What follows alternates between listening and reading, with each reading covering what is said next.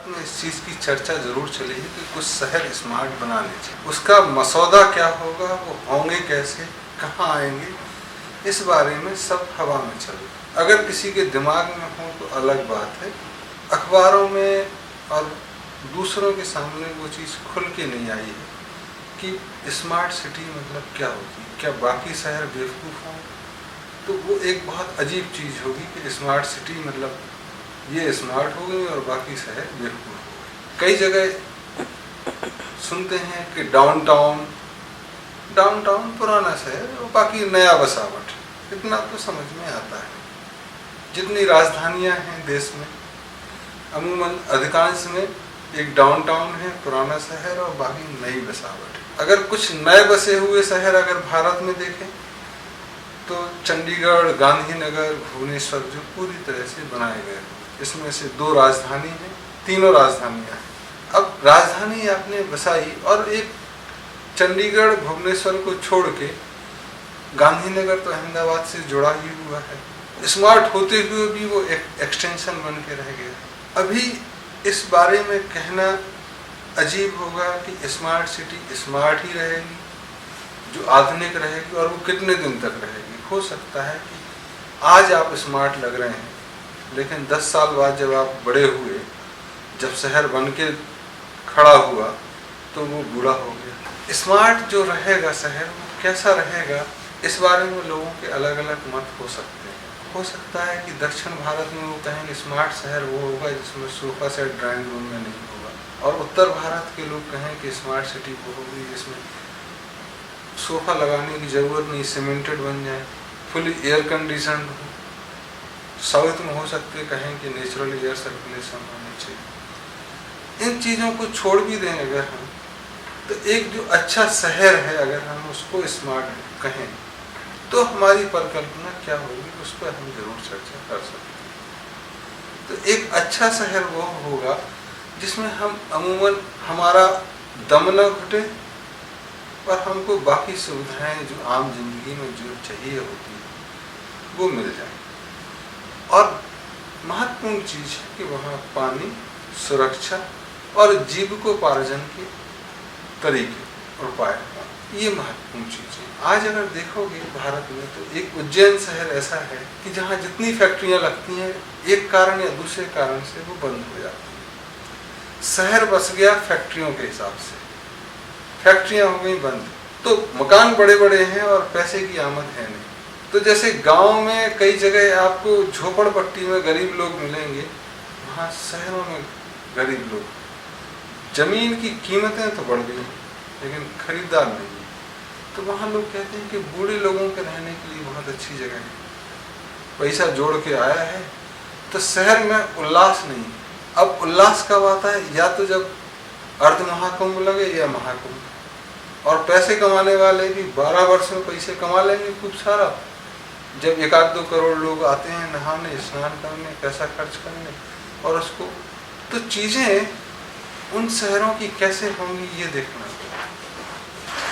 Smart city concept in India और anywhere else has to be evolved, developed, resolved, and then actualized with full discussion among the architects, among the senior citizens, among the civil engineers, as well as the atheists and non-atheists. लंबे समय में जो शहर टिके रहे, अगर हम सबसे पुराने शहरों के बारे में चलें, काशी, उज्जैन भी एक है, जेरूसलम, बसरा, इन शहरों में क्या खास था कि ये आज भी बसे हुए। तो जब नए शहर बनाए तो ये भी देखना होगा कि ये क्यों बने हुए हैं अभी तक, बाकी सब डूब गए, ये बने हुए हैं, तो इसका कारण क्या है। तो स्मार्ट सिटी न केवल आधुनिक परिवेश में जो आज के समय इंडस्ट्रीज बन रही हैं, चाहे वो इलेक्ट्रॉनिक की हो, कंप्यूटर हो, या दूसरी पैकेजिंग इंडस्ट्रीज हो, फूड प्रोसेसिंग इंडस्ट्रीज हो, उनके लिए बने, बजाय शहर उनके लिए बने जो वहाँ रहें और कुछ कमा सकें। कुछ जो लोग समझदार हैं वो कहते हैं कि स्मार्ट शहर वैसे बनने चाहिए जो जलवायु के आधार पर हो, और जहाँ जैसे खेती हो सके। तो कुछ जगह आपको देखेंगे कि मिट्टी काली है तो वहाँ फसल एक तरह की होती है, तो वहाँ पर मुख्य आधार मान लो किसी जगह अदरक है, हल्दी है, जो ज़मीन पे पैदा होने वाले, दूसरी हल्दी है और चीज़ें हैं, जिमीकंद है, रतालू है, ये सब चीज़ें जहाँ लगती हैं वो एक बेल्ट हो गया, पानी वहाँ है, तो मुख्य फसल ये हो गई। अब उसके इर्द गिर्द सब चीज़ें समाई। दूसरी जगह मान लो खेती कही है तो खेती के इर्द गिर्द चीज़ें समाई।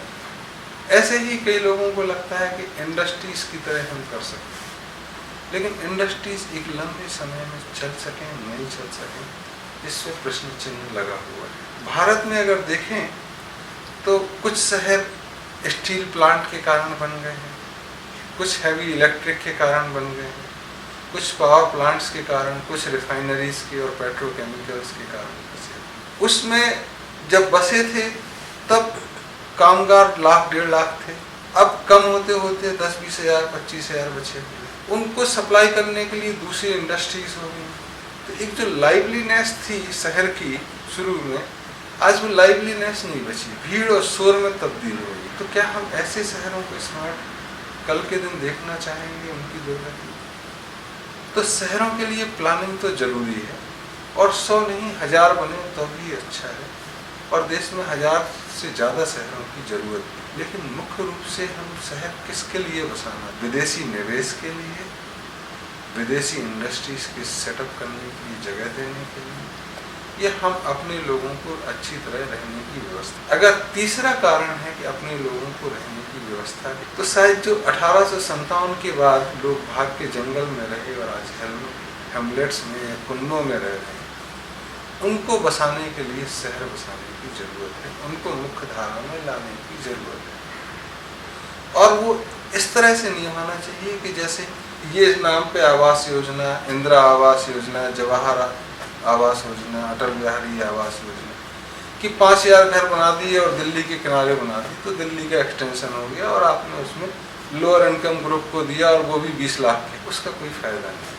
आप उनको लॉन्ग टर्म लीज पे दे के मकान दे सकते हैं। रीसेटल करना है अगर ग्राम में, तो उस क्षेत्र में 1000 शहरों की जरूरत होगी और आप उनको सम्मान के साथ वापस ला सकते हैं, मुख्य धारा में जोड़ सकते हैं। दूसरा, जो आपकी आवास योजनाएं थी वो पूरी नहीं हो पाई क्योंकि शहरों के कारण एक्सटेंशन थी। दूसरी स्कीम एक भारत में आई, provision of urban amenities in rural area, पूरा, जो हिज एक्सीलेंसी कलाम साहब का एक ब्रेन चाइल्ड थी। बट अनफॉर्चुनेट पार्ट ये रहा, मैं ऐसा नहीं कह सकता हूँ कि उनको अंदाज नहीं रहा हुआ, लेकिन अब जब हम 20 लाख गांव देखते हैं और कुछ इलाकों में हम गांव देखते हैं, तो टीकमगढ़ जैसी जगह पे 1200 गांव है जो खुद बिछड़ा हुआ है और जहाँ शहर के अंदर भी मूलभूत सुविधाएं पूरी नहीं है। तो किसी भी लॉजिस्टिक के हिसाब से वो 1200 गांव में सुविधाएं पूरा कराना किसी भी एजेंसी के बस की नहीं है। तो जब हमको एम्यूनिटीज अगर हम चाहते हैं कि वहाँ रहें, जो मूलभूत हैं कि एक पीने का स्वच्छ पानी हो जाए, एक आध स्कूल हो जाए, एक आध बुजुर्गों को बैठने के लिए मंदिर मस्जिद गुरुद्वारा हो जाए, चौपाल हो जाए, एक आध खेल का मैदान हो जाए, इतनी चीज़ें हो जाएं तो ये 1200 गाँवों में करना संभव नहीं है। कुकिंग गैस, टेलीफोन, मोबाइल तो दे सकते हो, कुकिंग गैस देना, बाकी सब, इनके लिए भी ज़रूरी है कि हम स्मार्ट सिटीज़ बनाएं और may be more smart city. तो ऐसे 1000 सिटी की अक्रॉस द कंट्री ज़रूरत है। और अगर हम देखें अपने पड़ोस के देश बांग्लादेश, पाकिस्तान, तो वहाँ भी अगर मिलाएं तो इस इलाके में 1500 शहरों की ज़रूरत है जो स्मार्ट कहे जा सकते हैं, जिसमें विभिन्न तरह के सस्ते, मध्यम वर्गीय और चीज़ों को हम बना सकते हैं। यहाँ एक चीज़ और ध्यान में रखनी हो जाए, कहा गया है कि अगर हम अच्छा राज्य चाहते हैं तो हड़प्पा संस्कृति में मकानों की संरचना बहुत अच्छी है, और कहते हैं कि हड़प्पा संस्कृति हो, गुप्ता डायनेस्टी जो 18वीं शताब्दी के आसपास थी, तो भारत में स्वर्ण युग आ जाएगा। तो एक बार हड़प्पा संस्कृति में कैसे मकान थे उस पर हमको अवलोकन करना चाहिए कि नगर विकास कैसे, उसमें प्राकृतिक चीज़ों का प्रवाह कैसे, चाहे सूर्य हो, हवा हो, उसका कैसे हो, धरती की चुंबकीय दिशा से जो मानसिक परेशानियाँ होती हैं हैं वो कैसे काउंटर हों, कैसे पेड़ वहाँ लगे, इन सब चीज़ों पे एक बृहद चर्चा की जरूरत है। जब भी हम नगर के बारे में चर्चा, किसी के दिमाग में फितूर आ जाए और मकान बनाए, वो एक विनाशकारी कदम होगा देश के लिए और दूसरों के लिए।